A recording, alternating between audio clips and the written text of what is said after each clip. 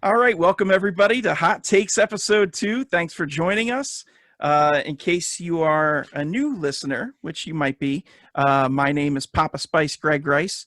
You might know me from my YouTube channel or from this show, which is on YouTube, Spotify, iTunes. Had to get the cheap plugs in there. So if there's any particular way you want to watch or listen, check it out on there. I'm here with my two buds, Hands. Good evening. How you doing today? Good, thank you. And Harry. What up, what up, what up? How you guys doing? Good, thanks. And we're here to dissect and discuss all things pop culture. And what is the topic for today?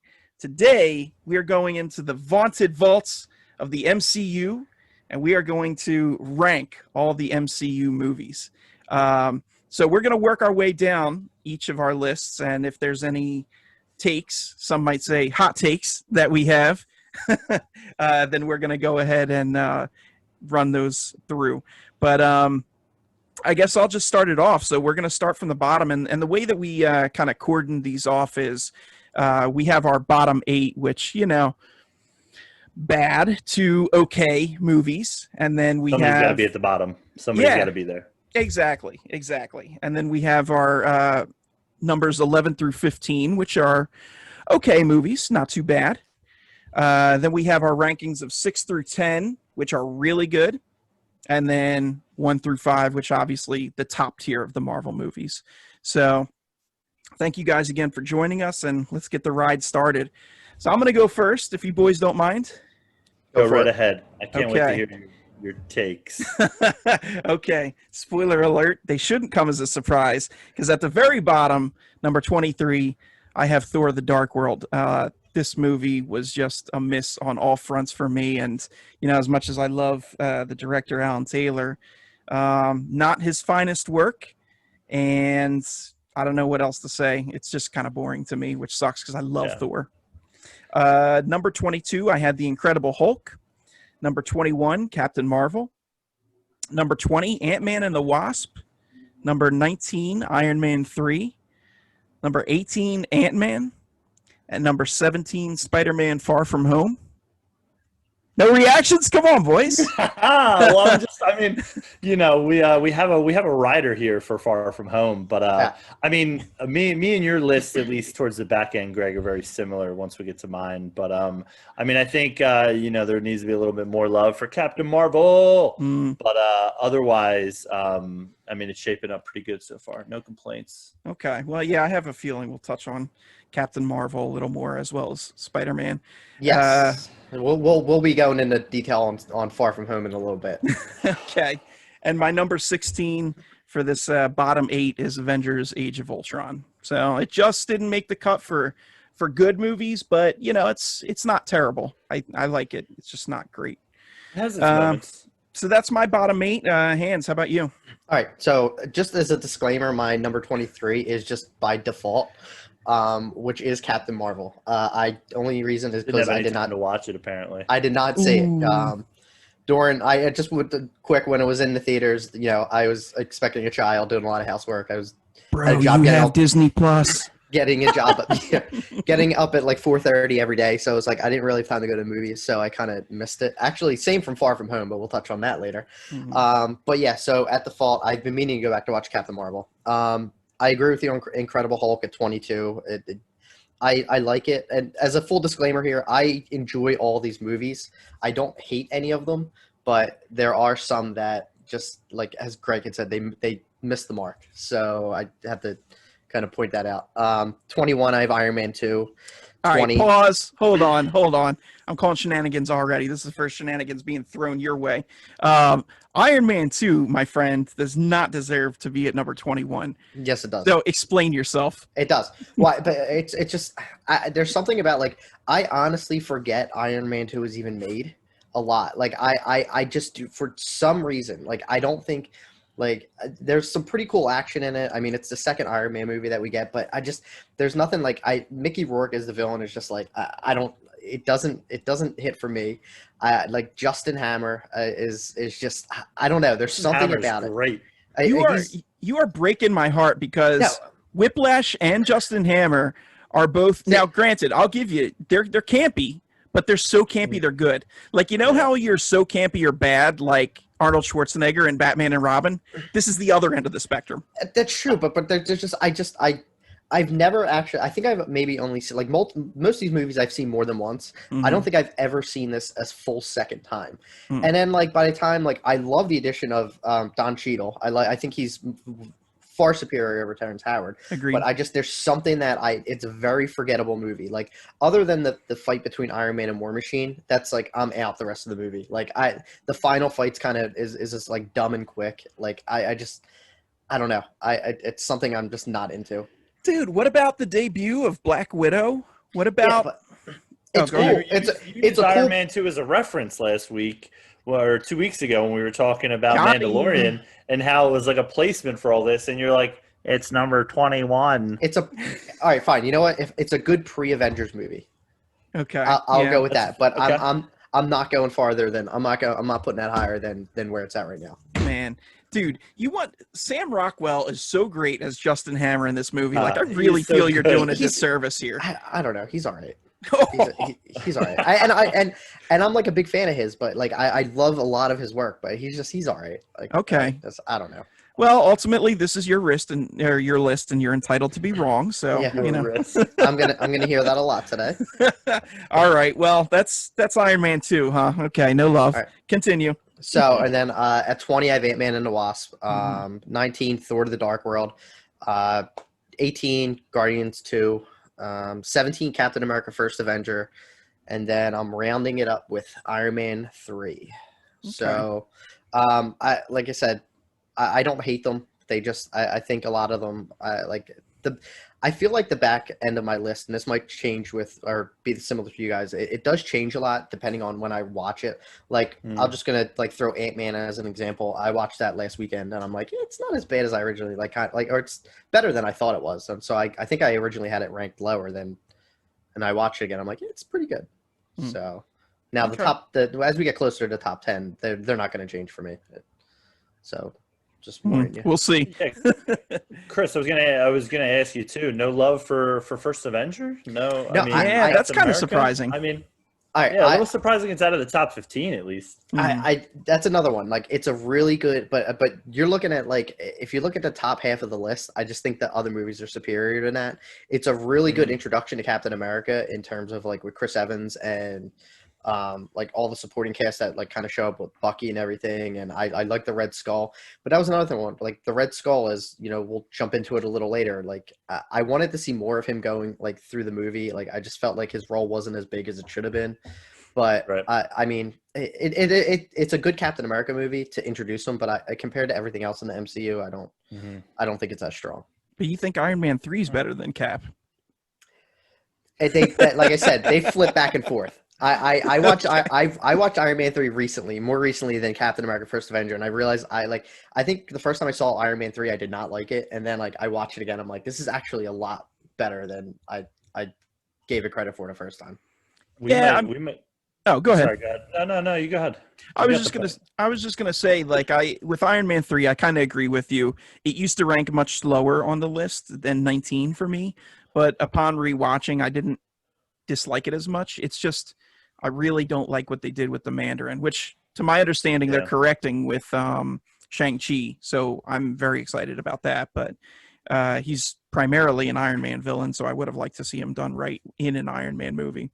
Harry, you were going to say?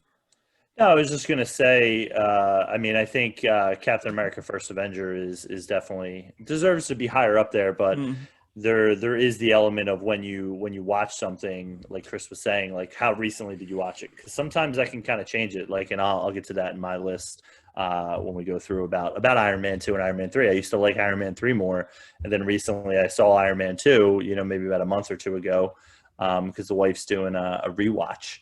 It's one of those things where it's like, yeah, Justin Hammer is freaking fun. You know what I mean? So yeah. That's how the things change. Good stuff. Okay. All right, Harry, let's hear your bottom 8. Yeah, so unlike Chris, I've seen all the movies here. I feel like we're going to have to change the title of the podcast to The Trial of Hands. And how we burn them on the coals here. But yeah, number 23. Nobody had this as their 23. Incredible Hulk. I mean, when you just go through the story, you know, the line and all that stuff. A great Tim Roth performance as the villain, but like otherwise, you know, is obviously forgettable in the timeline. I just want to say too. Yes, we didn't have it as number 23, but both of us had it as 22. So we're pretty much in agreement. Listen, we're splitting hairs here. So It's Thor: The technically Dark my World. worst movie that I saw. Yeah. Thor: The Dark World, number 22. Obviously, just forgettable. I mean, when we get to my next Thor movie, also just forgettable for me, even though it's solid. Ant-Man and the Wasp, number 21. Just, you know, I also look at these movies when I ranked them as, you know, first one, second one, third one, as far as how they go in the series, and just as the second Ant-Man movie, just, you know, far less superior to Ant-Man 1 in my opinion. 20, Guardians of the Galaxy Volume 2. Now I know Greg is a huge Guardians guy.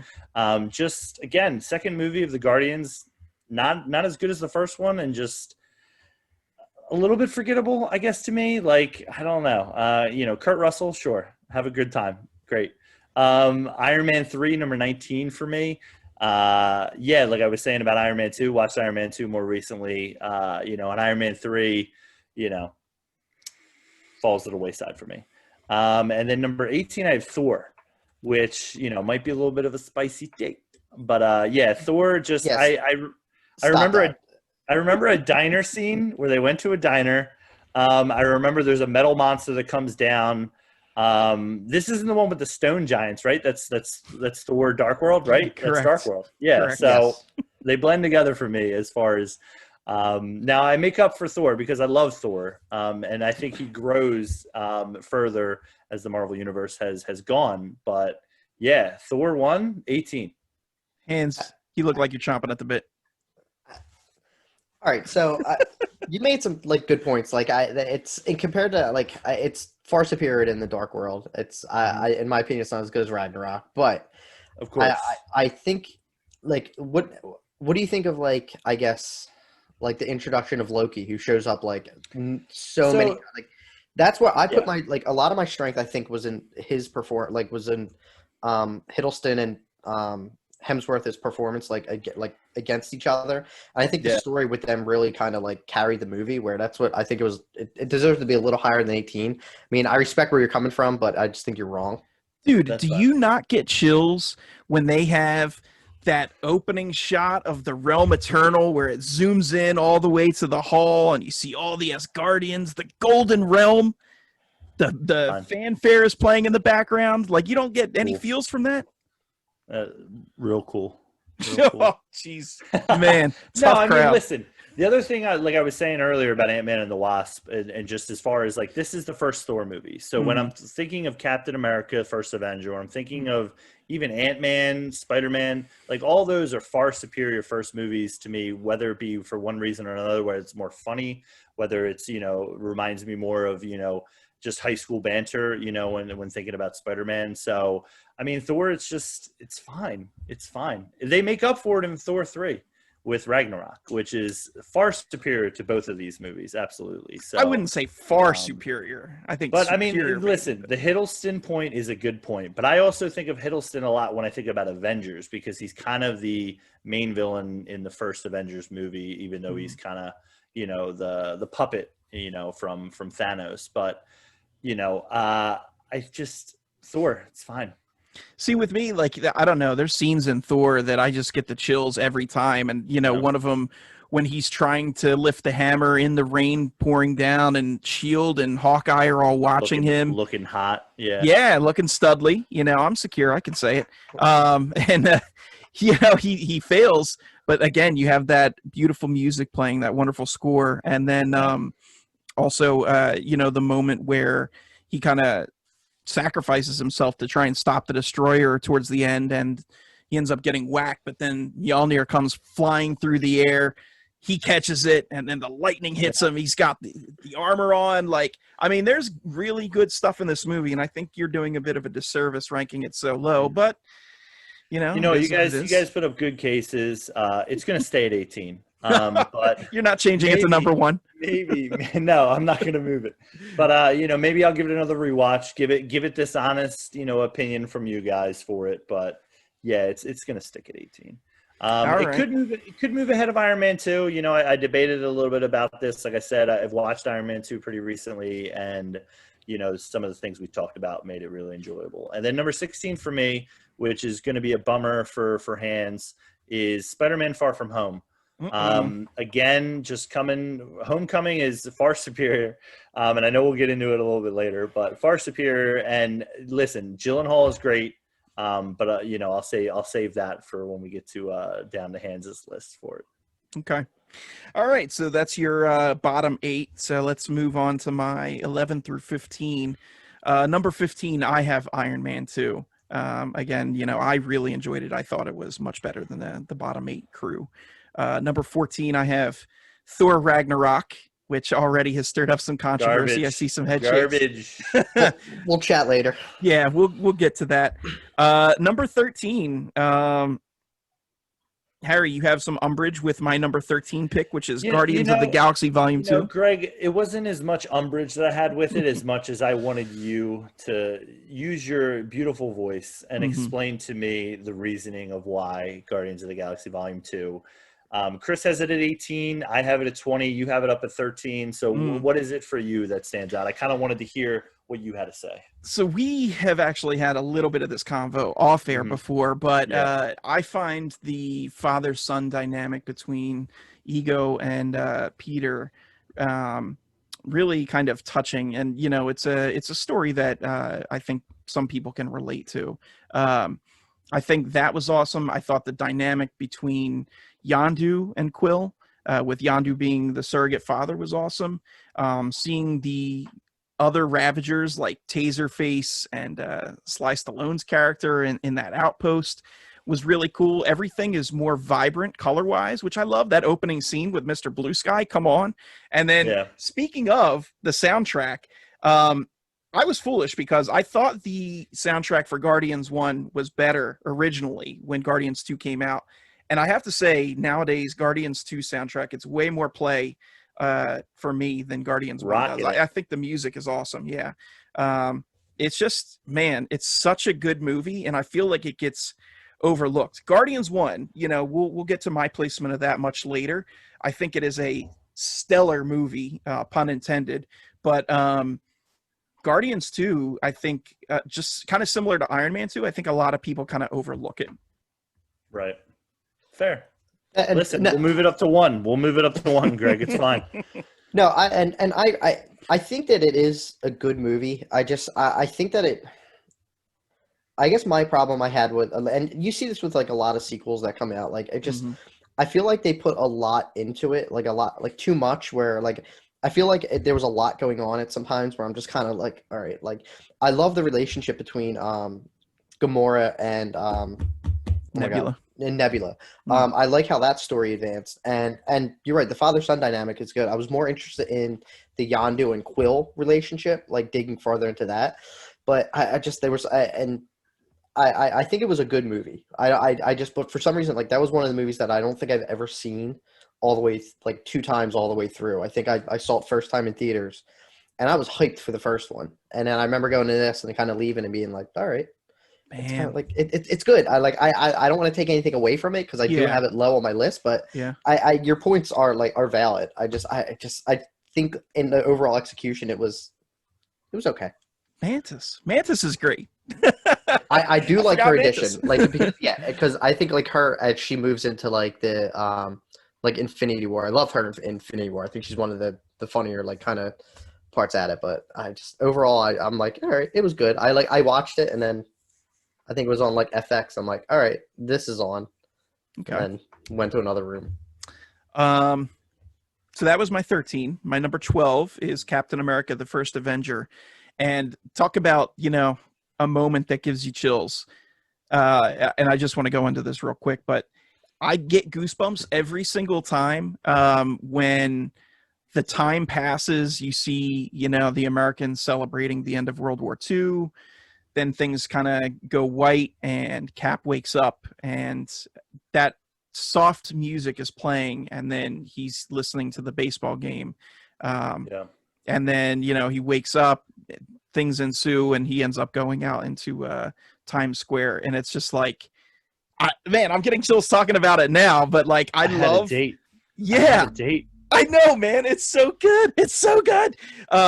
Now the rest of the movie, I'm not going to say it's perfect, but I thought it was really good. But that scene in particular really gets me, where it's like, can you imagine? Just put yourself in his shoes. Obviously, we're not super soldiers, but waking up a man out of time. This is half a century in the future, and then you're just like, what is going on? Where am I? Like, you'd have to be so lost. And only a guy so sure of himself could come back from that, which is what we end up seeing in some of the other movies. So anyway, that was just a little rant I wanted to go on about my love for Captain America, the First Avenger. And then rounding out 11 through 15 is my number 11, which is the first Thor. It just, man, it was so close to cracking the top 10, and kind of like what you guys said with certain movies where it can kind of flip-flop. On any given day, this might flip-flop with my number 10, which we'll get to later. But yeah, it was really close. It was tough to make that call. So that's my 11 through 15. All right. Nice. All right. So my 15 is Age of Ultron. And I feel like I don't personally give this movie enough credit to of how good it kind of actually is. I remember watching this, and this is kind of like how I felt initially after I watched Guardians of the Galaxy 2, where I'm like, it's all right. But then I rewatched it actually multiple times. I'm like, this is actually a lot better than I originally thought it was. So I kind of am mad at myself for not ranking that a little higher, but that's where it's at right now. Sun's getting awfully low, big guy. Yeah. I love the addition to the new cast. Scarlet Witch is she goes on to be one of my favorite parts of the MCU, and I loved her addition. I wish they would have I know with legal reasons they couldn't call them mutants, but I mean, we'll see how that changes in the future now. But I mean, I think she was the best addition to the MCU. I wish in the future of the MCU we saw more of Ultron. I did like him as a villain. Ultimately, I think the one thing that I did not like is he was just kind of like a generic, I'm going to build a robot army and try and take over the world. And that was it. He was one and done. I don't even know if he's mentioned more than 2 or 3 times in the future of the MCU. I feel like he deserved a little more. One quick note on that, and kind of talking about the generic army building stuff. Not to say I was disappointed with the end of Age of Ultron, but I found it disappointing that they kind of repeated what they did in Avengers 1 with it's the Avengers versus this army. And right, yeah. I think what happened in Avengers 1, the ending to that, or the big battle, I should say, was much better than Age of Ultron. So it was kind of disappointing to see them do that same mix again. I guess it fit into the way the story was told, but I don't know. Yeah. And I would love to see Ultron come back in the MCU somehow. I don't think he will. I think he's kind of I think enough time has passed where he was just kind of a generic villain overall, where if you bring him back, I don't think enough people are going to really care. Mm-hmm. So to kind of be that overall threat for them. But I still think it's a lot better than I originally gave it credit for. So okay, that's my Age of Ultron piece. So then after that, Ant-Man. Quick thing on that. Ant-Man's great. I think it doesn't get enough love that it really should. The whole cast in that whole movie's great, except and I always forget his name. Yellow Jacket. Corey Stoll. He's my only I think he's a terrible actor, so I'm just gonna leave it there. I don't villain for sure in the movie. He's another one where he's just all right, let's make a robot army or an army, but he stinks. So that's my piece on that. 13, I have Spider-Man: Homecoming. I think as a solo Spider-Man movie, it really did a great job of bringing Tom Holland into his own outside of Civil War, which we'll touch on in a little bit. Yeah, I think, as we've said before, I think Far From Home is far superior, but we'll get to that. Mm-hmm. Number 12, I have Thor, and then 11, I have Doctor Strange. Okay. Not bad. Strange one. Yes. Harry. This one. All right. So jumping into my number 15, unlike you guys, I have Captain Marvel a little bit higher. I number 15, Captain Marvel. What's the face? You're already upset with that, Greg. Yes, I don't get it. here's the face. The movie. All right, look, Oh, I am God, all here we about go. I am all about female empowerment and having strong women characters, strong women leads.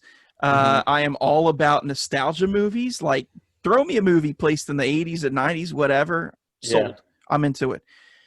I found this movie kind of boring. It had its moments, but that's why I ranked it so low. I put it as 21, and I just something didn't click for me, and I don't know what it is, because it's not Brie Larson. She was awesome.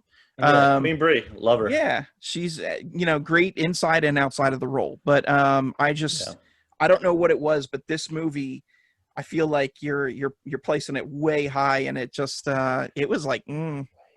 Well, I mean, listen, I still have it at 15. It's not like it's on like my top 5, as we'll find out for some people. But listen, what do you love about it so much that you put it this high? I'm gonna go back to it again. I mean, a lot of the points that you said that you love is what I loved about the movie. Right. It's the first standalone movie for a female superhero, for lack of a better word, in the Marvel Cinematic Universe.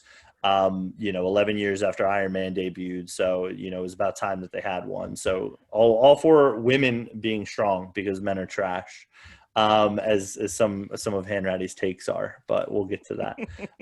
As I keep alluding to, I like to keep the listeners on their toes. This movie stinks. What's going to come? You didn't even see it. You didn't even do your homework on it. It stinks. I mean, you have it at the bottom, so I guess it must be pretty. And the 90s nostalgia definitely was not overdone for me. It was like well placed, and then having the Blockbuster and Coulson and Fury just kind of being younger was a fun little change up from the characters that they were.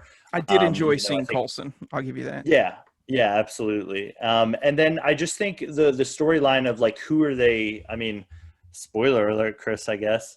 It's been 2 years, so get on it. But, the fact of who are they fighting, changes. Is it, this person really the villain, or is this person really the villain? And they kind of change from that. While it's a little predictable, like you said, and maybe it's tad boring, or, predictable, boring, whatever you want to call it. It worked for me. And again, the wife rewatched it recently, and, she was like, this was great. She was the first time she saw it.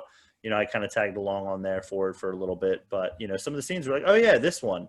So I think it has its moments. And again, I'll go back to the standalone movie. I think it's a far superior standalone movie than some of the other ones, even though I have it at 15, it's not like a top 5. So, okay.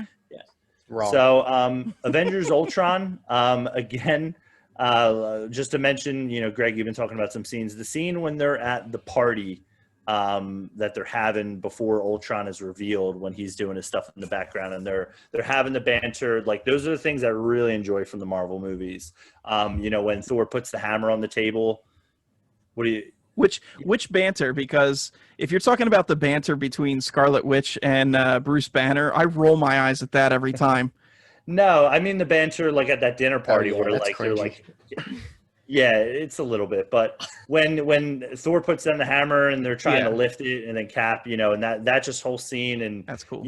Iron Man, going back and forth with either Bruce or that kind of they had it kind of built in the first movie as well. But that stuff I really enjoy in the Marvel movies. The funnier they are, the more I enjoy them, and that's what they tend to be a lot of times, as comedies. So a lot of people complained about Hawkeye's family and that being placed on the farmstead and stuff like that. Yeah.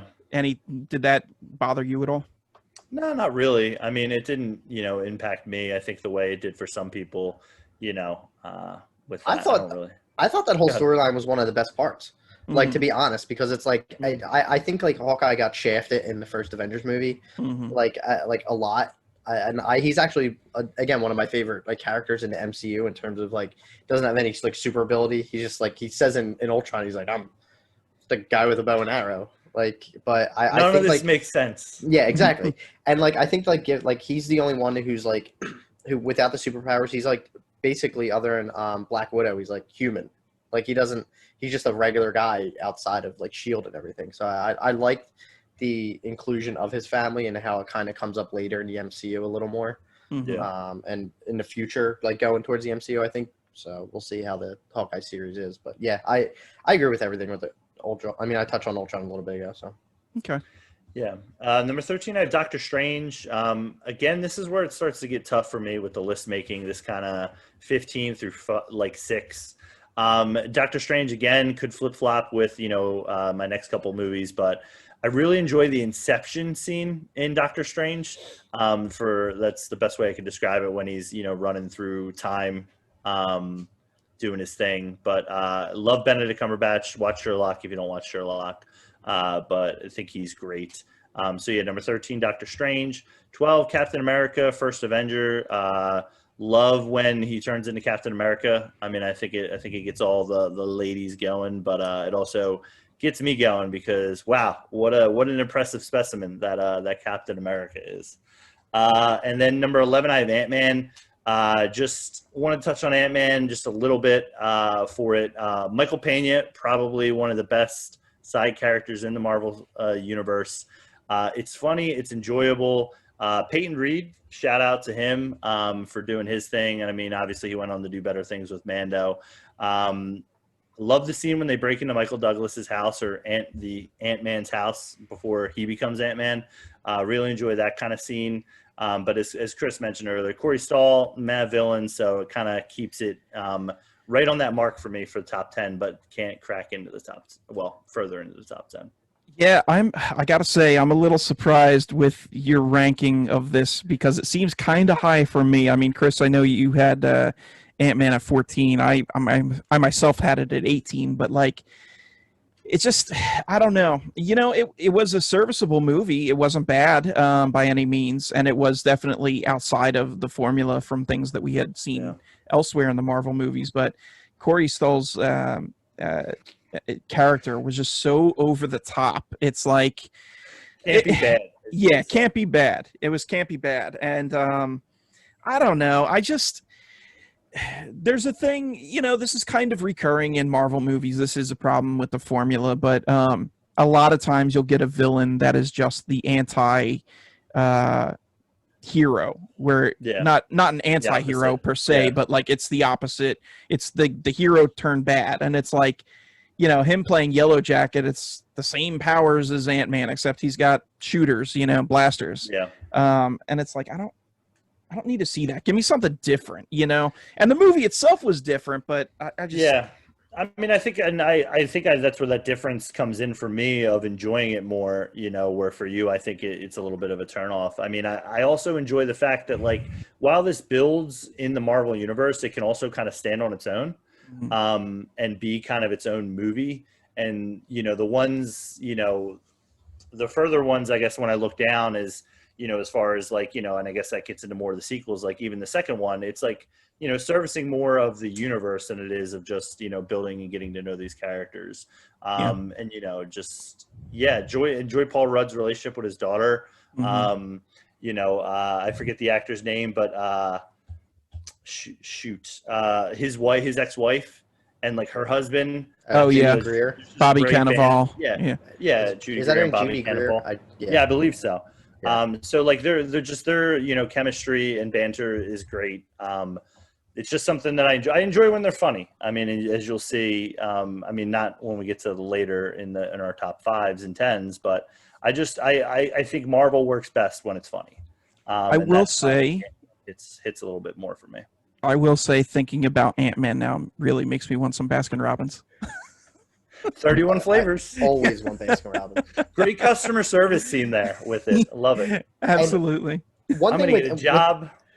One thing with Ant-Man that I really quick, and there's no pun intended with this statement. I like the whole like movie is on such a small scale in terms of like the final battle literally takes place on top of a Thomas the Tank train set.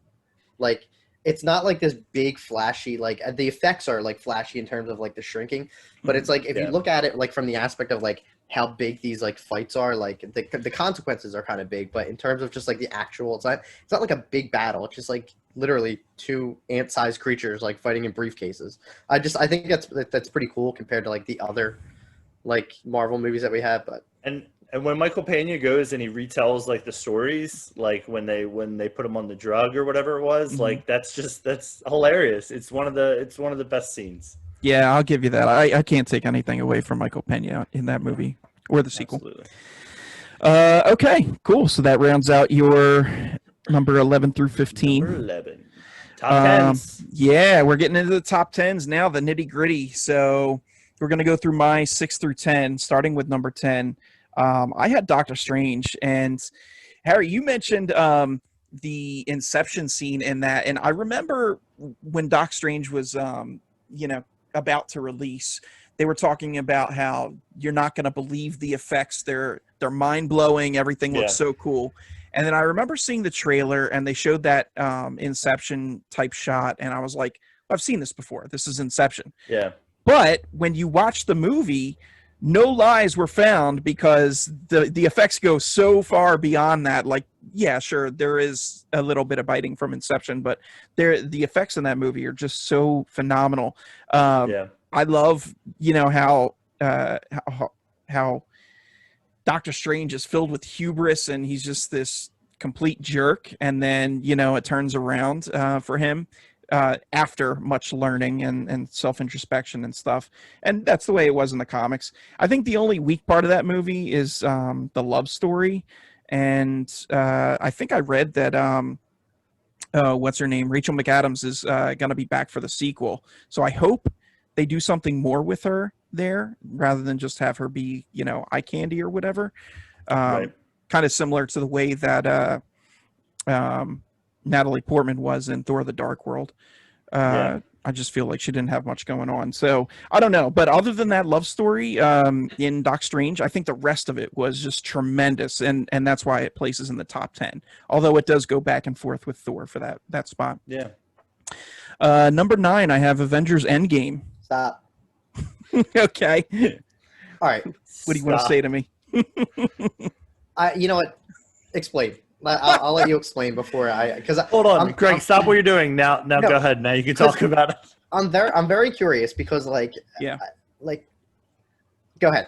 Well, I'll get my rebuttal going. Well, first of all, it is top 10, bro. I mean, it's not like I'm saying this is a trash movie or anything. It's number 9.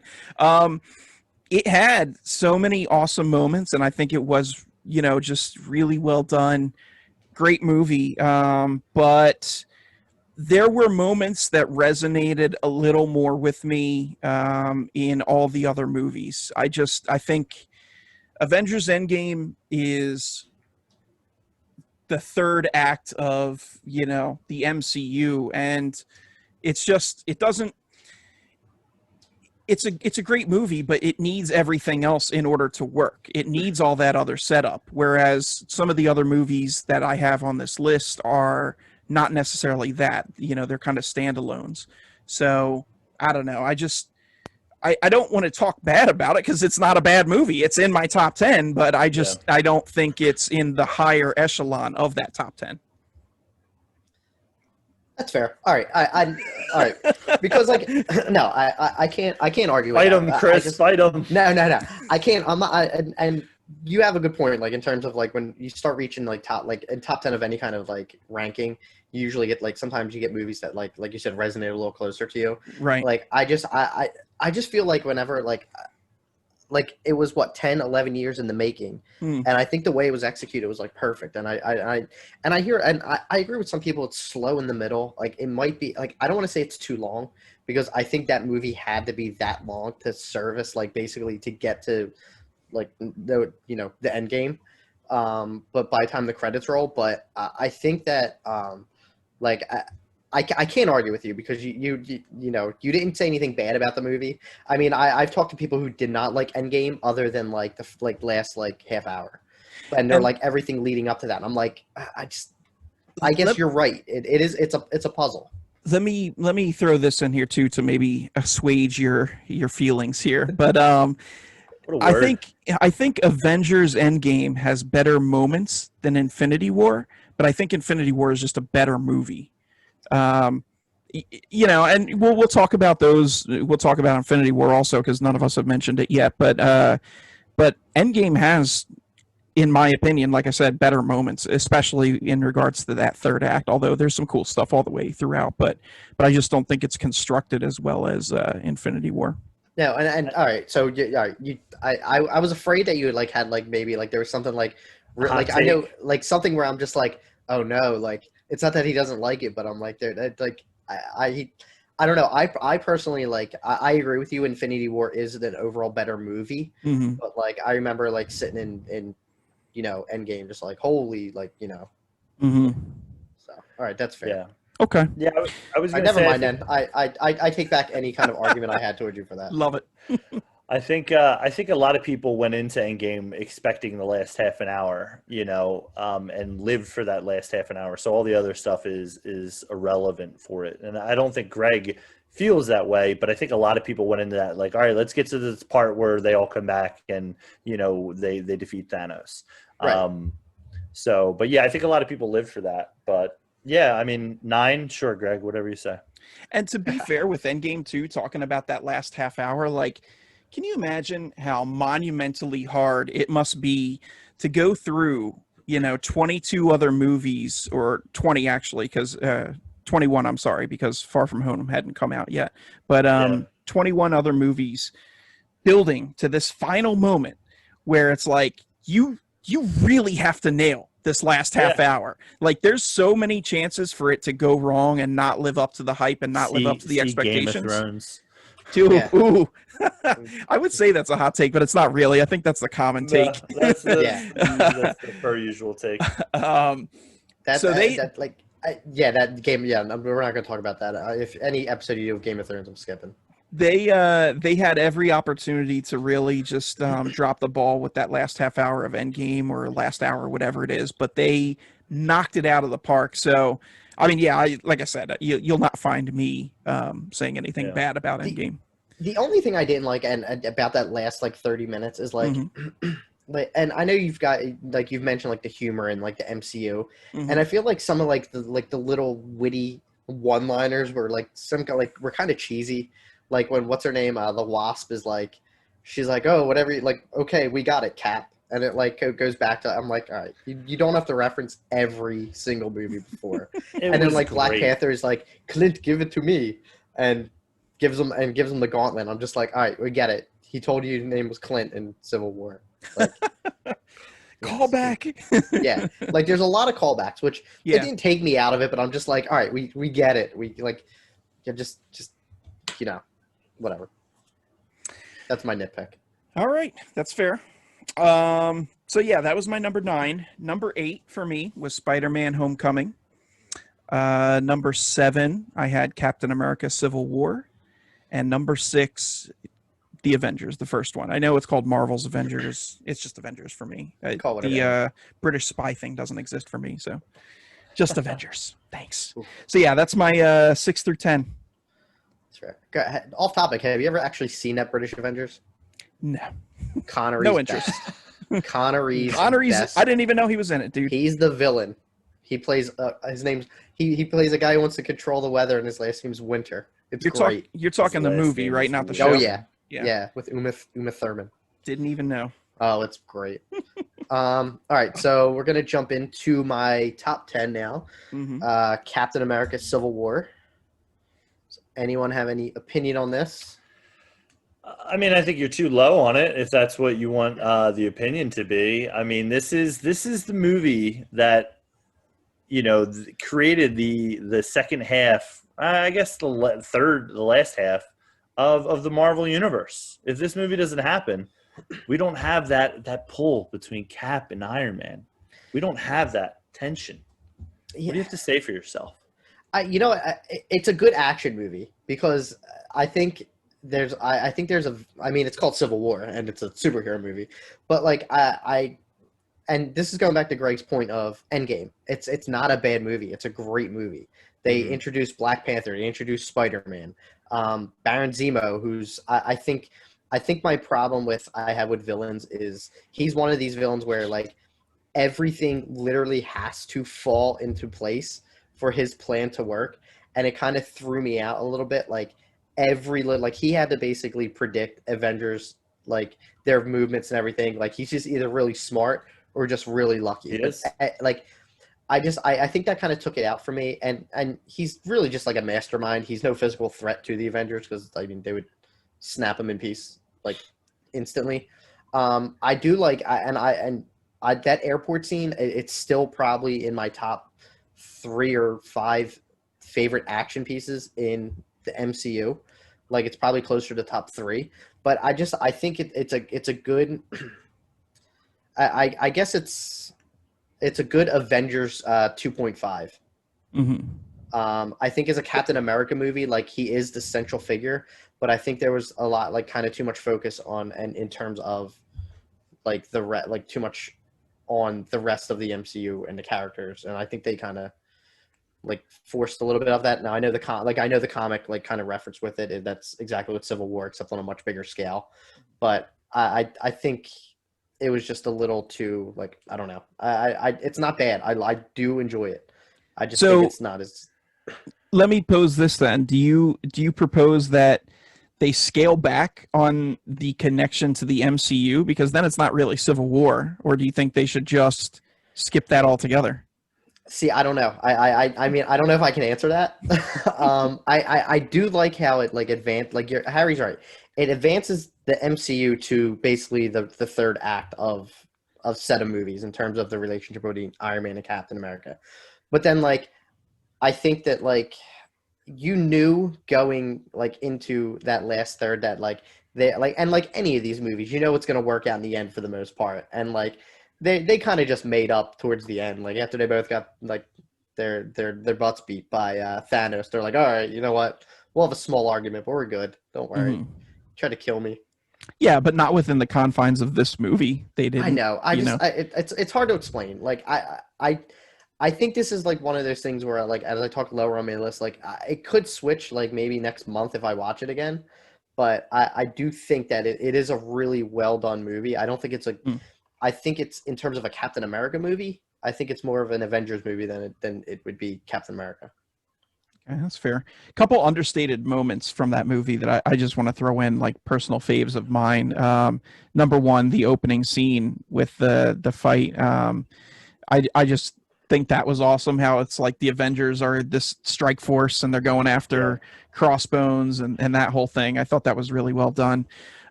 The scene when Downey Jr. comes back and he's talking about the kid that died to the rest of the Avengers, and he's like, that's nice. He's not going to get to live his life or anything like that. I thought that was pretty powerful. And likewise, the scene with Downey Jr. Where he offers Cap the peace sign with the pins. Yeah, I think Downey Jr. He's got a lot of moments in the MCU, but I think those are 2 of his top ones, and they're in this movie alone. So, mission report.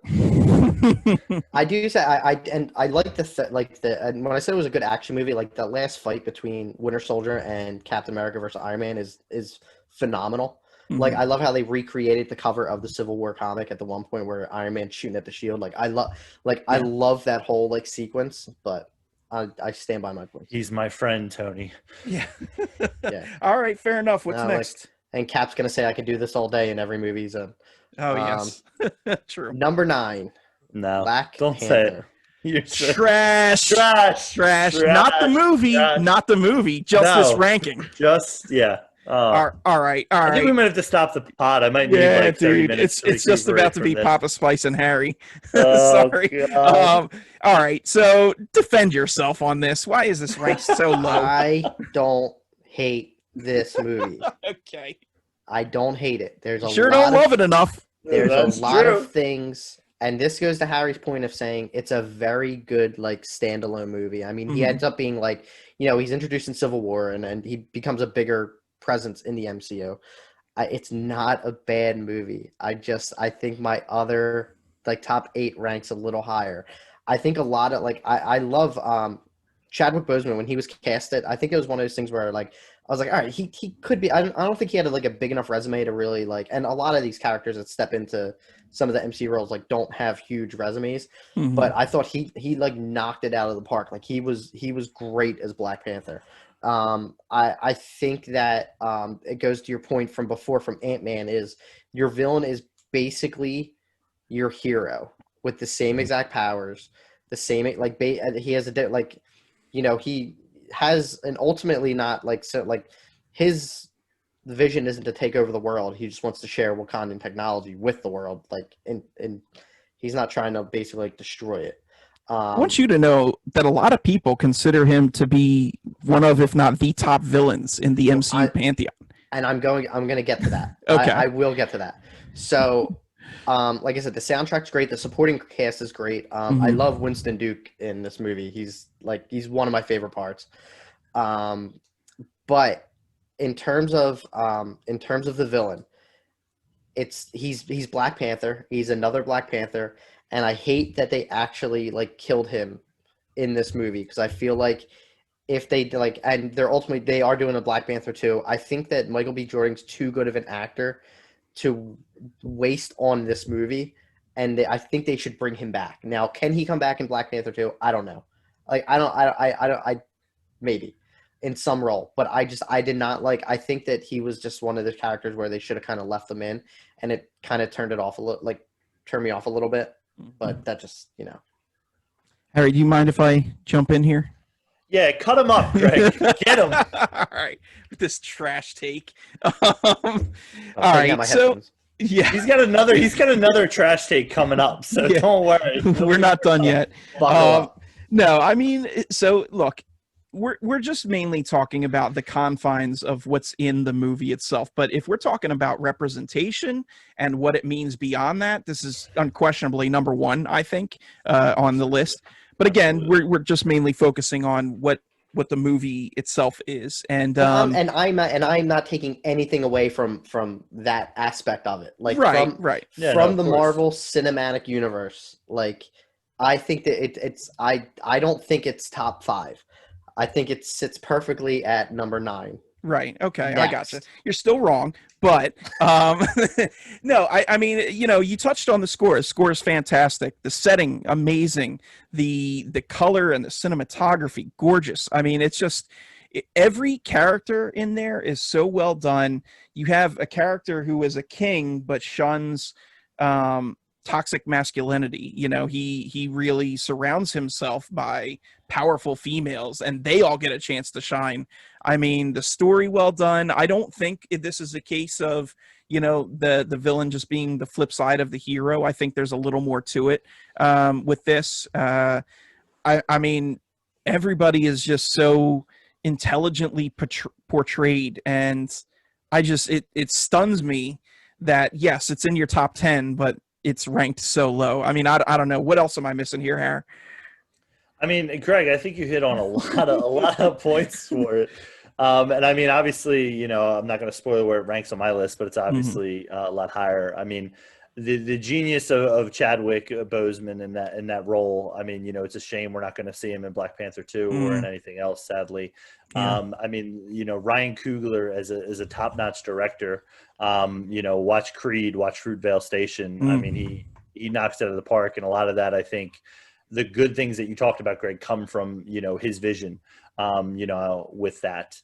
I mean, the soundtrack, I bump that in the car almost every, week if I can, or at least some of the songs from it. I mean, not every song's a banger on a soundtrack, but a lot of the songs are. And I mean, if what we talk about with the impact, which, again, it's the number 2 domestic grossing Marvel film. And if you count non-Avengers movies, it's number 1. And when I talk about the standalone or the sequel or, this is, the best standalone movie out of all the Marvel movies to me with it. Now, I will say it does have that superhero kind of trope at the end, with, as Greg mentioned earlier, something he doesn't like is just the opposite. But I think what they do really well in this movie is the opposites are so tied in together and are polarized opposites of each other, and that clashes. And I think that's just really well done. And even, the tie-in from the start of the movie to the end of the movie with, Sterling K. Brown's appearance, and relations and how that works in with Michael B. Jordan's character as well. Mm-hmm. I think, they took a character here who I was a fan of from the comics, but I would be lying if I said he even cracked the top 15 for me. I mean, I'd be- he was like lower tier. Yeah, I mean, he And- wasn't even on my board. Is like Right. I'm not a huge comic guy. Sorry everyone if you turned in for comic takes, but that's why we go to Greg. Yes. But like I had no expectations of going into Black Panther for it. Yeah, but here they are. They take a character Yeah. who might be down here or even off the screen, and then boom, they put him all the way up the top, forefront, and they make him a power. And it's just it's really disheartening to see you rank this so low, Chris. We're fixing it in post, so don't worry, everyone. It's not going to stay at 9. I gave you as much credit for your number 9, and then agreed with you where you came from, and then but my number 9 is wrong. I'm not, like I said, it is not a bad movie. It is it's in my top 10 of like MCU is like basically like a Bible to me. Like to put it for me in my top 10 is like is pretty good. But I think the other movies that I do rank on here higher, I enjoy more, and I like them better. Listen. I'm not saying I don't like it. Two of us really enjoy it a lot more than you. Let audience let us know. Comment, let us know. Comment. No. Let us know if we're right or if Hans is right. Just let us know. No, all right, I'm done defending myself. We spent plenty of time on Black Panther. What else you got for us? All right, number 8 got Guardians of the Galaxy. This, as I mentioned earlier, I was hyped to see this movie. So number 8, I at one point I think this might have been my favorite like MCU movie, but then like a lot of the movies like that are on the list afterwards like followed it. But this hung in like top 3 for a good amount of time. Iron Man, the start of the whole MCU. I honestly still get chills every time we get to the end of the end credits and Sam Jackson just shows up. And that was before I feel like the internet was like such like a toxic environment in terms of like spoilers, and like I don't even think like going into it that was ever revealed that A, they were going to do this bigger world, and B, that Sam Jackson was even going to be a part of it, because I know he was like fan casting for Nick Fury from the comics. He was basically Sam Jackson. Mm-hmm. So I think like that I would probably rank it higher if it wasn't for the other movies that are on the list, like 6 through 1. It's a great start. It is an example of like basically 2 similar villains like with the same capability. I like Ironmonger. I think he would kind of set up his purpose to like kind of start molding Tony Stark into who he eventually became. How can you not love Jeff Bridges in anything, He's good. But he's another one. Like, he overdoes it. Him and Gwyneth Paltrow, rewatch this movie, and I don't even know, at some point during the movie, their acting just changes, where it's just like, I feel like they rushed through these scenes and just said, like, just overact if you have to. It's like, really, there's a couple scenes that are really weird in it. But, I mean, overall, like, I think it's a perfect introduction. And a lot of people got to remember, like, when they said Iron Man, people who were like, who the hell is this? Like, why are they starting with this? Why not like why not like, I would say the Hulk, but that was next, but like well known, like he wasn't a tier. Right. He wasn't Thor or Captain America exactly level. Yeah. So I think they Marvel took like a really good chance, and especially with Favreau. I thought his direction in this was like phenomenal, and like the whole cinematography with as a first movie to start off this bigger world was phenomenal. And then number 6 is the Avengers. I know we can talk a little bit as this goes on, but I think I think it's right where it's out of the Avengers movies. I think it's not as good as Infinity War and Endgame. It's better than Ultron. It's a good introduction. My favorite part is like, when you first see all the Avengers together in the street when the Hulk kind of just goes nuts. Only problem I have with that movie is when he says, "That's the problem, I'm always angry," and he controls the Hulk. I don't think he does that anymore in the MCU. And going forward, they were just like, "Nah, that was dumb." Yeah, we'll forget that plot point. He literally does not control the Hulk at all the rest of the MCU. Other than that, that's my only gripe I have really with the movie. I don't think because I watched that movie quite a few times in theaters, and I don't think there's ever been a point where the puny god scene comes up and people didn't pop for that. Like, everybody loves that. Yeah. Okay. Good stuff. You had some controversial takes there in your bottom takes, half of the trash. top 10, but let us know, people. Let us know if me and Papa Spice are right, or if Hans is right. Let us know. Let's hear your 6 through 10. All right. Number 10, Guardians of the Galaxy. Again, just really enjoy when the Marvel movies are fun. This was a pleasant surprise. Obviously, again, not being a comic book guy, when I saw this movie, it was, just a lot of fun, and really enjoyable. Number 9, Spider-Man: Homecoming. I love high school movies. Love high school TV shows. What up, my OC heads? But Spider-Man: Homecoming. It's just. My favorite part, I think, about this is some of the issues we've talked about with some of the other movies. Michael Keaton is fantastic as the villain in this. And when he shows up and you find out that he's the father of his prom date, it's like, oh no, here we go. And then the whole car ride too. Oh man, yeah, the car ride is just you sit on it and you're uncomfortable, but like in such a good way. You're like, hey Pete. Right. So he Pedro. That's what he calls him. Yeah. But yeah, that one's a good one. Number 8, Iron Man. I will say probably has some problematic things now looking back on it. I know it was made in 2000 and what was it, 2008? No. Are you talking about him being a womanizer? Well, that, but also just some political elements of it. Some small things, but it is the start of the Marvel Cinematic Universe, and it is a great standalone movie, outside of the Avengers movies. Like we've been saying, one of the scenes, it's at the end, but when he has that news conference and they're like, all right, this is what you're going to say, this is what you're going to do, and you realize like this isn't who Tony Stark is. I am Iron Man, and it just boom, credits. Dope moment. That comes full circle. Very, very good.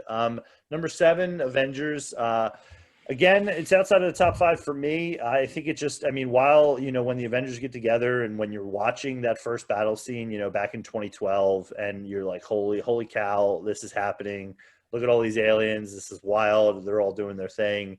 A lot of it, part of it takes place on like a ship, and there's like problems with like the engine for like a long period of time, and they're arguing, and when the Hulk's getting out. So it is the culmination, and it is enjoyable, but I think some things top it. Number 6 for me. Now, if me and my wife did this list, this one would be higher, but Thor Ragnarok is number 6 for me. Just any Taika Waititi, just sign up to do 100 more Marvel movies, Star Wars things, whatever you want to do. Everything. His humor is amazing. If you haven't seen any of his other films, Hunt for the Wilder People, What We Do in the Shadows, and some others. Jojo Rabbit, like go see him. So I think he brings a style that, again, the funnier Marvel movies are, the more I enjoy them. So yeah, that is my 10 through 6. Fair enough. And there's nothing really super hot or controversial about that group for you. I think they were so either. Yeah, they were pretty on point for Papa all Spice. of us. I agree. Can I share a quick story of Spider-Man: Homecoming? Absolutely. So you mentioned that scene when Peter goes to pick Liz up from the prom, and Michael Keaton, like you realize that like he's he's Liz's father.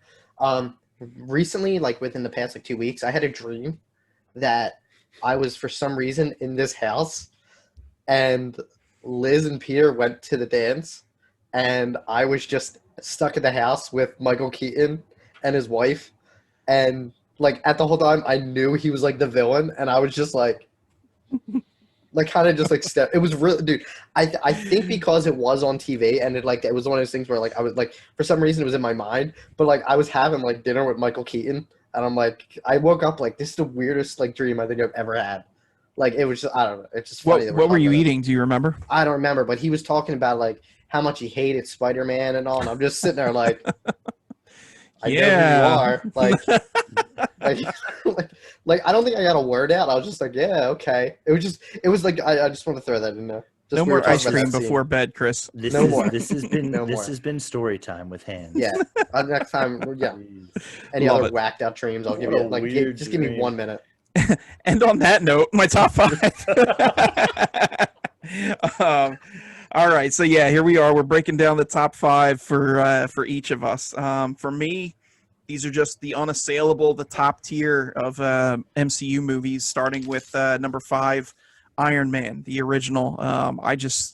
Again, I think this is so well done. One of the best superhero movies of all time. I mean, just tremendous, great effects. I can't say enough good things about it. Number four, I had Guardians of the Galaxy.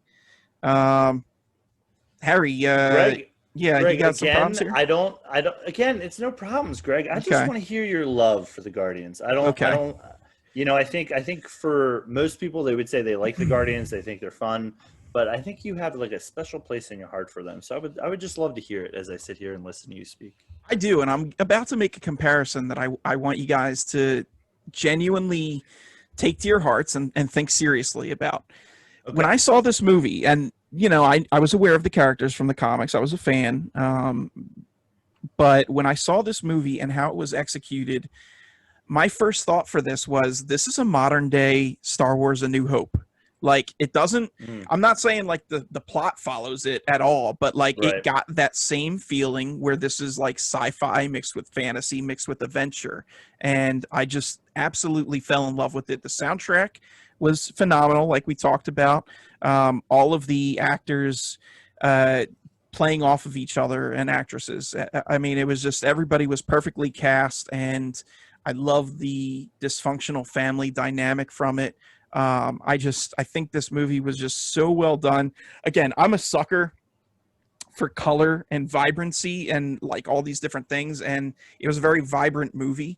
Um, I love that we got to see Thanos in a more expanded role, slightly from just an appearance. Right. Ronan the Accuser fell a little flat for me, but still, I thought I liked him as a villain. Even if he wasn't done even if he didn't do one of the most important things. I think this is the first time we found out about the Infinity Stones. Is that right? It was this or is it? Correct me. Well, Thor: The Dark World. I think the Ether. Did this come out before? No, Guardians came out after. So the Dark World is the first, and the post-credit scene is the first Oh, time they you're right. mention when Lady Sif says she's like, it's not good to have two Infinity Stones in one place. You're right. You're right. But then you don't, at that point, if you're not like familiar with the comics or anything, you don't know what she's talking Yeah, about. that probably went over my head at the time I saw Dark World. Dude, Benicio as the Collector. I mean, come on, he was awesome. It just Yeah. everything about this movie fired on all cylinders for me, and I really like that's why it ranks so high up for me. I think it's like I said, a modern day Star Wars. I put it in that category. Yeah, I agree. I think like Marvel was taking, and they were taking like such a huge chance with this like group of characters because it's like no one. I don't even think I really was familiar with who Guardians were outside. Like I read comics growing up, but I never retained like really the story of Guardians. They weren't like we were talking about Iron Man being B tier. Guardians are like in the general public a D or E tier. Right. Like they're Yeah. not, but then like they took a chance with like jumping from at that point when they were building the MCU, and then you have like some of the casting choices where like Batista, who would have thought would like knock Drax out of the park. Like you would think casting him, and you're like, all right, like this dude's gonna end up like The Rock. Like it's not that he's a bad actor, but he's just like he's the same character in everything. Mhm. And I think like the Works way for The Rock. yeah, and I think but I think he like portrayed Drax like so well. Like and I you have Bradley Cooper, you have Vin Diesel in there who uses 3 words and makes a phenomenal performance out of it. Like you're right. The whole like vibrancy with it. I think it was just at the time it was so successful because it was so different. And I think like that might have been to the point where they didn't want the MCU getting so stale, but they executed everything with that like perfectly and moved it like a huge jump forward, like introducing the Infinity Stones. Dude, and hey, look, the end. Baby Groot. Before there was Grogu, Yeah. there was Baby Groot. Yeah. The original cute baby. That's Just have right. coins popping out of that plant. Straight money tree. That's what Yeah. he was. Yep. Very much so. Yeah. No, so I thought it was fantastic. So come at me, bro. No, I mean, listen, I mean, I enjoy hearing, when people are different, when when it makes sense, unlike some people who have trash takes. But, again, this is just a movie that's fun. It's I mean, while it has its serious and deep moments, it's just anytime the Marvel movies can have fun, it's Yep. it's an enjoyable time. All right, and so for my top three, number three, Black Panther. I mean, we kind of went in depth there, so enough said. Number two, Avengers: Infinity War. I think, man, I think this is a great Avengers movie. It's just everything that I wanted to see, and it's. I think the Russos said that it was actually more of a Thanos movie than an Avengers movie. And I get that. That makes sense. And, I can see that point of view also. But no matter what kind of movie it is, whether it's Avengers or Thanos, I loved it. I just thought it was great. And, of course, my number one, the only one I haven't mentioned yet, Captain America, the Winter Soldier. So this ranks at number one for me. I mean, this is just the perfect MCU movie. It kind of steps outside of just being a straight superhero movie where it's kind of a political thriller. And Robert Redford, who, hey, look, I'm not a Robert Redford fan. I don't even know if I've seen any other Robert Redford movies. Movie fans come at me, whatever. But like, I just, I know the name, but he impressed the heck out of me in this. He blew it away. And just the characters that they brought in with the Winter Soldier, I thought he was done perfectly and perfectly casted. Loved having Black Widow back and Sam Jackson as Nick Fury. Crossbones, tremendous. I mean, it was just, man, it was so good. Getting to see Sharon Carter finally, like, it was so good. I am in love with this movie, and I will watch it anytime it is on. Yeah, it's a fair shout. So that is my top five. Again, number one, Cap, the Winter Soldier. Hands, let's hear your top five. Let's go, baby. Who wants to hit the buzzer? Who's hitting the buzzer on this? Number 5, Spider-Man: Far From Home. Oh, God. Buzz. No, that's not the phone on vibrate. Man. That's God. That's curtain call for Chris. All right, so I'm going to explain myself, and this goes back very, very far. So I remember the first time like watching Spider-Man with the first Spider-Man with Tobey Maguire. Like number 1 and 2, I think I never thought Tobey Maguire was like a great Spider-Man. Like I thought he was okay, and I liked 1 and 2. You're just piling up bad takes. Just go ahead. Like I still think number 2 is a great, like a fantastic superhero movie. Mm-hmm. Then 3 came. 3 is one of my worst superhero movies I've ever seen. Then we move on to The Amazing Spider-Man, which is, I think, awful. Mm-hmm. Then we go into The Amazing Spider-Man 2, which Greg, me and you have seen together in the theater, and that is such a heaping pile that it really like turned off Spider-Man for me. And growing we did our own riff tracks to that. yeah, that was awful. It was like a Saturday morning, like no one else in the theater, and I it really like kind of took a lot away from Spider-Man because I was like a huge fan of him growing up and like seeing him just get destroyed on screen. Now I did like Homecoming, like not as good as Far From Home. I thought Far From Home, like everything clicked as a Spider-Man movie. The only thing I did not like about Far From Home is that they were hanging on to Iron Man when that was supposed to be the one to close out like that stage of the MCU. But like it wasn't supposed to be Endgame. It was basically Far From Home was the last of that phase. Mm-hmm. So I didn't like how they still hung on the Iron Man relationship. I feel like they should have put Peter like kind of on his own, like outside of Tony's shadow. But I thought everything, like I love Mysterio. He's been one of my favorite Spider-Man villains, like in like video games, like comics growing up. Like I love how they portrayed him. I love like all the performances. I like how they even gave like Happy Hogan some time to shine. Like I thought the whole supporting cast really stepped up from Homecoming. I thought the action in it was great. There's something about Far From Home that I think is superior to most other Spider-Man movies. I wouldn't put it above Spider-Man 2 with Tobey Maguire, but I would absolutely put it above like the first Spider-Man. But it is probably like very close to being my favorite Spider-Man representation on screen. Cool. Now, why is he wrong, Harry? Black Panther is number 9. Spider-Man: Far From Home is number 5. Just let us know, people. Let us know where So where we went wrong. Raising hands. Let us know where we went wrong. Let us know where we missed. And we're gonna go back to that word, resonating. I resonate. Dude, with Homecoming these is better than this movie. No, it's not. It's not. Why? Why? It's a better movie. Do you want me to tell you the problems I have with Far From Home? Give me 3 problems. All right. First problem is I didn't like the way that they treated some classic Spider-Man villains. Here, they just made them elementals, but Hydro Man and Molten Man are actually Spider-Man villains. Okay, I'm writing down your points, so if you see me writing down, I'm just going to kind of rebut. Okay. So keep going. Yeah. Boom. All right. Roasted. So not a fan of that. I'm not a fan of the costumes. I didn't like the change from the first one, and I didn't like the whole Night Monkey / stealth suit thing. It just didn't work for me. Okay. I said 3. Keep going. Yeah. Okay. And the third, I mean, I don't know. It felt kind of hokey to me that they tied in all of this stuff with Iron Man.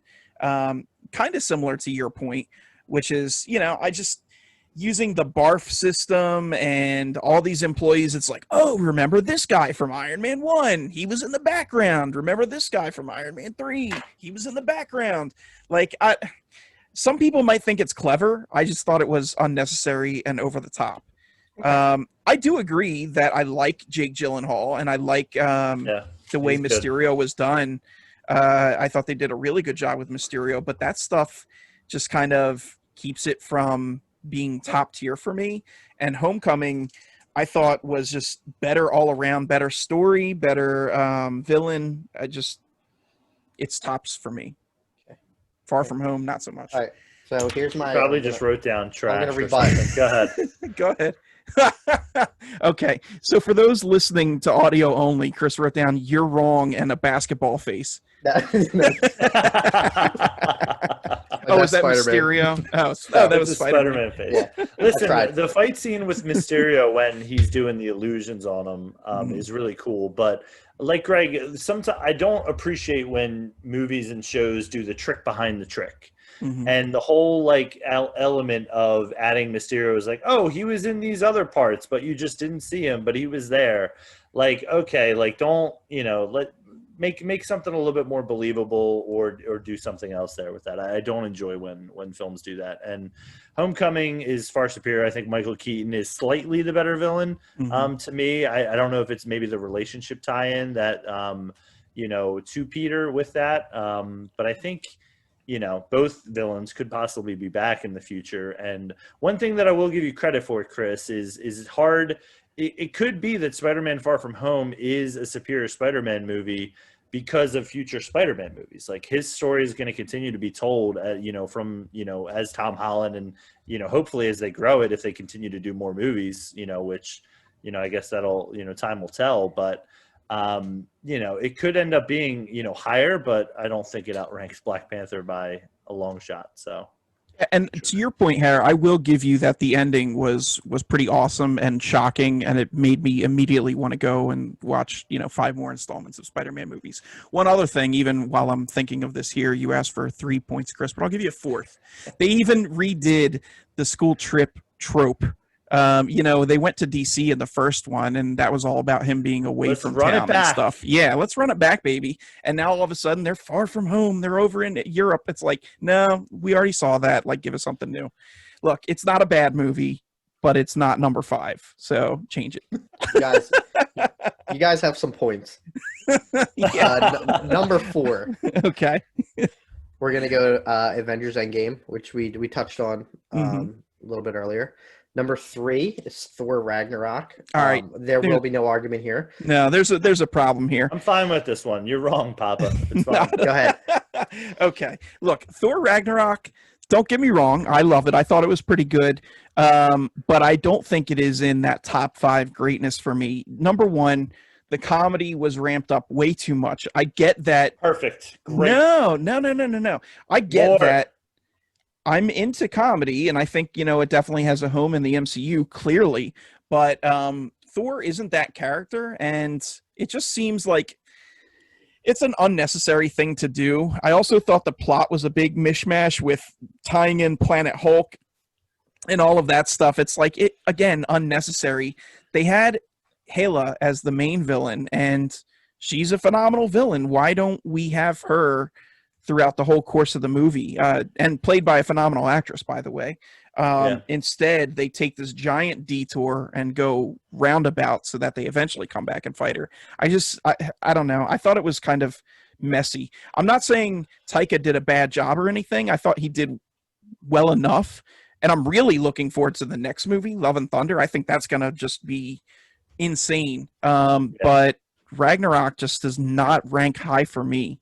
So why is it so high for you? All right, so I remember like actually watching Ragnarok like the first time, and I like with the humor, like I don't even think like with the humor, like I was like I think I was cheesing like ear to ear through that whole movie because like everything about it, like you have such strong supporting characters, like Tessa Thompson as Jesus, why can't I remember her name? She's great. As Valkyrie. Valkyrie is phenomenal. Like I loved her whole introduction to character, and I love how where they're going in the future with her character. You get a Hulk that I think that his representation in that movie was perfect. Like it was like Mark Ruffalo wasn't like he was in it for I think majority of it like as not the Hulk, but I think that the scenes that we got with the Hulk were like I've been wanting to see since the Incredible Hulk with Edward Norton. Like I think that was really well done. Eric Bana? You didn't want to see that? I'm not talking about that. We're talking MCU. Crap. So then I would say, like you move along, like with just like Jeff Goldblum is like phenomenal in it. Like, yeah, they do mix up a lot of different stories, but like, I think everything, I don't think that movie really has a bad scene in it. Like, I just, it's very well crafted together and it makes sense with the story. Like they do take a lot of aspects from different comic stories and plop them in. Like I thought, like when you think of Ragnarok, you think it's going to be like this dark movie. Like kind of like especially how they set it up in Age of Ultron, you're like, that's not good.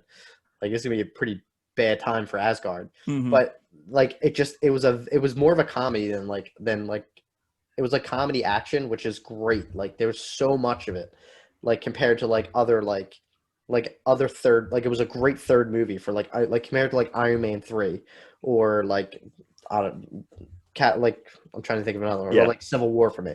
Like I think this was like great, and it gave us the Thor that we ended up seeing in like Infinity War, which is like great.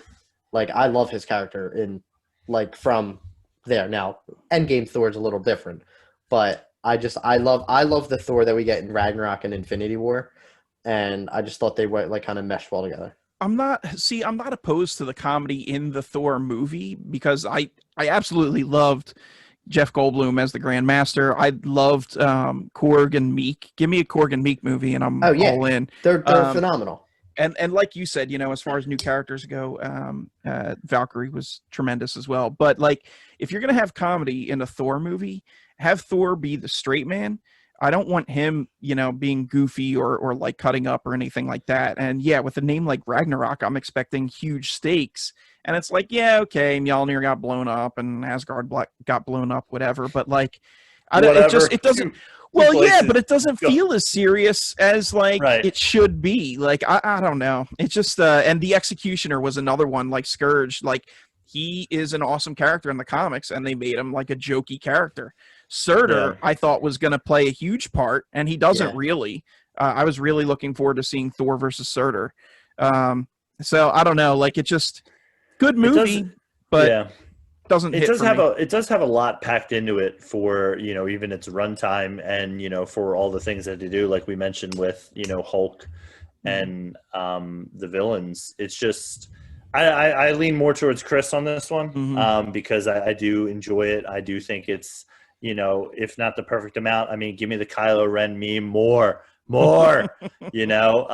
because I think, like you said, Greg, can't wait for Love and Thunder. But yeah, this one definitely is my number 6, and wholeheartedly agree with Chris. Your take is trash, Papa. So sorry. Okay, fair enough.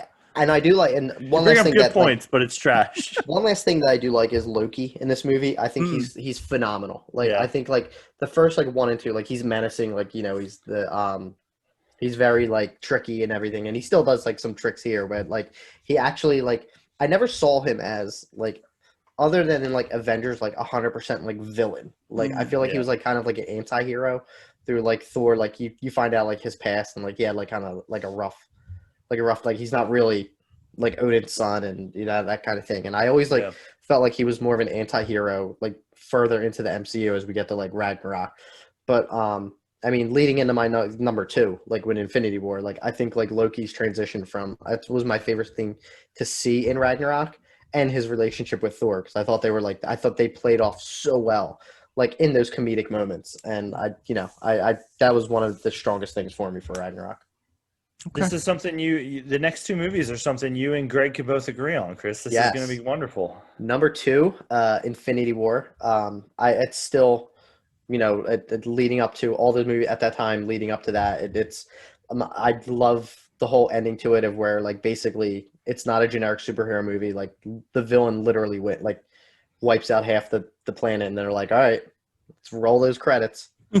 Like, oh man, that was such a somber ending. Oh, I know. Like Captain America. Quiet people walking out. Captain America's just like sitting there, and Thanos is just like, "Yep, I wasn't messing around. Like you weren't changing my mind." Like, and I like how they like made it seem like. I wish I would have seen like more of like some of the stones in work. Like I don't even think we see like really like the Soul Stone really do anything. I mean, you see it a couple times, but I mean, other than that, it's just like there. Right. Like you see it when he fights like Doctor Strange, but other than that, like I don't.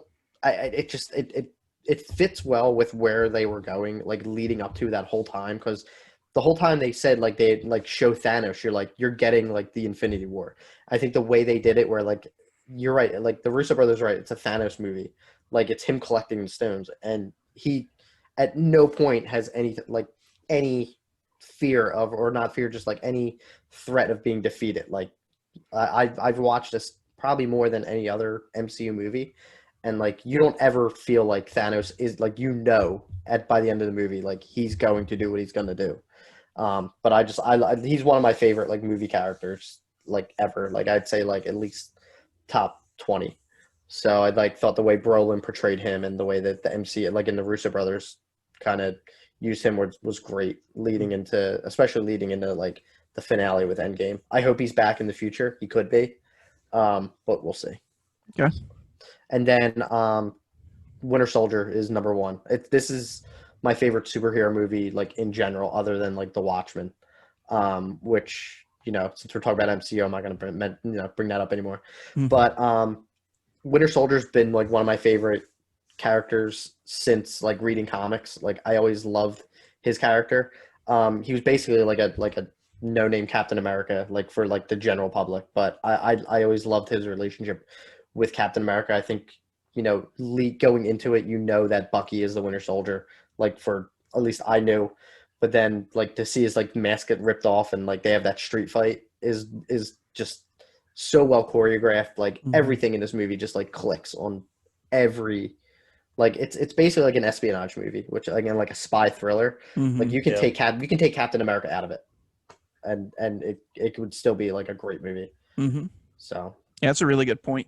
And the score was tremendous too. Yes. Oh yeah. Yeah. Wow. Okay. So you have some hot takes in there for sure, but also some stuff that I agree with. Harry, you are the final one. Let's run down your top 5. Listen, we saved the best top 5 for last. Obviously, that's what we do here. So as I've talked about a lot tonight is I love when the Marvel movies are funny, but what I love even more than when movies, especially the Marvel movies, are funny, is when things get depressing or things get, out of hand, and when it gets really dark. And I mean, listen, the Marvel movies aren't super dark, but Captain America: Civil War is my number 5, and the reason why it's my number 5 is because this is, as I mentioned earlier, is where things change. This is where there's actually some stakes. This is where there's some differences. It's not the good guy versus the bad guy. It's not, oh, hey, here's the villain today, gone in the next movie.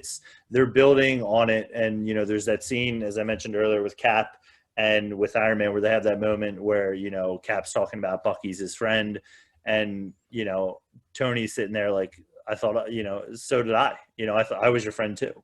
And that moment just hits, and it goes through, is a through line throughout the movie, and as they go into the future movies, and as we get into Infinity War, of just that hanging there of like Cap and Tony, they got some things to work out. I think they could have played on it more, and made it even more heartfelt. But that's all I ever want is depressing, movies that don't end well for anyone. Number 4 for me is Avengers Endgame. Unlike Greg, while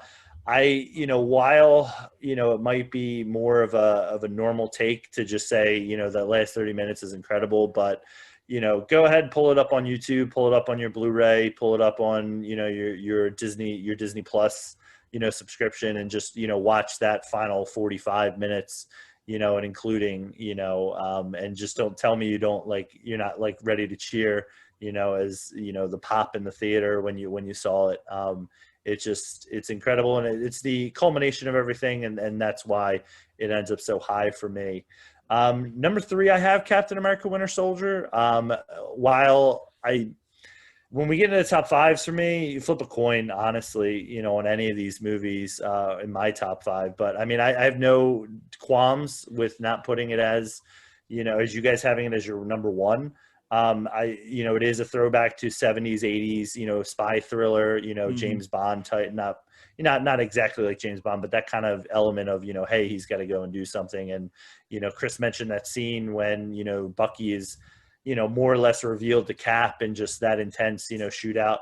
Watching that back and just thinking about I always like to put myself what if this really happened in real life? And it's really intense. It's one of the more intense, Marvel, I would say, scenes. It just as far as the all the guns going off and traffic accidents and all that stuff for it. But yeah, that's my number 3. Infinity War, we all rank Infinity War number 2. We have that common thread line. Love when a villain wins. Love when a villain, Dark Knight, look at the Dark Knight, while they caught the Joker, it kind of felt like he won. Empire Strikes Back, look at things like that. It just love when people are left depressed. I don't know. It's just, I enjoy those type of movies. Let's go for it. Let's challenge. Let's challenge. Drinks your tears. Drink it. Give it to me. But it's just, it has that scene, and everybody, goes into the ether and disappears and turns into dust. And it's just like they went for it, and we always get in a fight, or I always get in a fight with our friend Tim, just about he's like, dude, why don't you love it? And it's like, dude, there's not enough stakes in it for me. And that one, Civil War, and even Winter Soldier, just because how a little bit dark it is, really stand out for me. Literally does not get any higher stakes than Infinity War. No, yeah, absolutely. And then my number 1 is Black Panther. I mean, we talked a lot about it earlier. I mean, part of it, might pull at my heartstrings just because Chadwick won't, be back to, do anything. I wish I could watch him for the rest of my life, do acting. But, it's a fantastic movie. It's a great clash of, one side, not having anything and being, torn away from, his father, and another man idolizing his father, and having everything. And then that clash of, what do we do with all these resources that we have? Do we dominate the rest of the world with it? Or do we keep it for ourselves and keep ourselves strong, from outside? And just the Michael B. Jordan, villain, part of it. I mean, who doesn't love a good meme? Is this your king? Is this your king? So, just love that moment in the film as well. Cause that's another one where it's holy cow, where are we going with this? He's taking over Wakanda, and just, we talked a little bit about the supporting cast earlier, the soundtrack, the score. For me, anything in my top 5 is, just throw it on and I'll watch it, as far as Marvel movies are concerned, as much as I, find the Marvel movies to be okay, but yeah, that's my number 1. So that's my list. Well, thank you, boys. This has been a absolute pleasure. That is all of our picks. Yes, it's been a pleasure for most of it. I don't know. There was some. I shouldn't have had to defend myself as much as I did. Hey, quick take from you guys. Quick take based on the trailers that we've seen. Where do you think, what section do you think Black Widow is going to land in? It's a great question. There's go ahead, Chris. Yeah, okay. It's tough because I would say it's going to be like mid range. I don't know. I wasn't too interested in Black Widow, but I saw the trailer. Like a couple of the scenes were like, eh. I like the villain in Black Widow. Window. Mhm. Yeah, Black Widow. With it's Taskmaster. Mhm. So I love his like design. Like I think it's gonna be kind of like one of those movies where it's just like it's gonna be like I think it's gonna set up for future Black Widow possibly because I mean we all know what happened to her. This takes Right. place well before Infinity War, but I would say like mid range for me. Okay. Yeah, I mean, I was going to say, I mean, this will be the 24th movie. So, I mean, if you're saying is it going to be in the top 12, I probably would have to say no. But that's just off me never seeing the movie. I mean, I'm not a huge trailer guy. I try to avoid trailers as much as I can, especially those TV spots or, Right. the second or third trailer, because I feel like it just gives too much away. The only reason why I think it'll jump up is because of the supporting cast with this. Florence Pugh, baby. Yo, Florence Pugh, I'll literally watch her do anything. I love David Florence Harbour. Pugh. Follow her on Instagram. She does these great cooking videos. They're very instructive if anyone's looking how to cook. But yeah, I mean, I think she could take it up a notch. I forget his name, but Hopper from Stranger Things is in David it. Harbour. David Harbour. Yeah, David Harbour. Thank you guys. I think he could have some comedic moments, and like I mentioned earlier, I love a good, when Marvel's funny. So I think it has a shot, but if you had to like ask me right now, like I'd probably say it ends up in the bottom half of the top 24. Wow, not so optimistic. I'm going to say it's going to fall in my 11 to 15 with a chance to just crack the top 10. I think it has a chance. So, but that's just me. I think Black Widow is like a great supporting character. Like I think like anytime she's in the MCU, like she's a great character. I don't know if I'm gonna be like if I'm interested enough to like really know her like her backstory. Mhm. Like I don't know, but like I said, from what I had kind of read, it looks like it doesn't go too far in the past. Like it looks more along the lines of like it goes back like if anything a couple of years and Mhm. then like does like some flashbacks like to whenever. But I don't know. I agree with you. 11 to 15. Okay. Good stuff, boys. Well, that's pretty much it for our show. Thank you all for hanging around. Hands, anything for the listeners or viewers? I got nothing. Just Please vote for my takes. This is me, Please. Hanratty. please watch Far From Home. Yeah. Hands agrees to watch Captain Marvel and also rank Black Panther higher. Harry, anything from you? No, I mean, this has been fun. Looking forward to the next episode. Again, let us know about Hans's trash takes, or if we're wrong. Let us know. I don't think anyone will let us know we're wrong, but that's why we put this out here. I will. Cool. Guys, we are going to be back in 2 weeks. Our schedule is going to be bi-weekly. New episode drop every other Friday, so be on the lookout for that. I'm not going to reveal what the next episode is just yet, but I think it'll be something you guys will enjoy as film fans. Beyond that, like, share, subscribe, comment, follow. Like I said, YouTube, Spotify, iTunes. iTunes, leave us a review. Much appreciated. Five stars. Yeah, 5 stars, baby. That's what we're shooting for. Other than that, thank you guys for joining us, and make sure that you live spicy.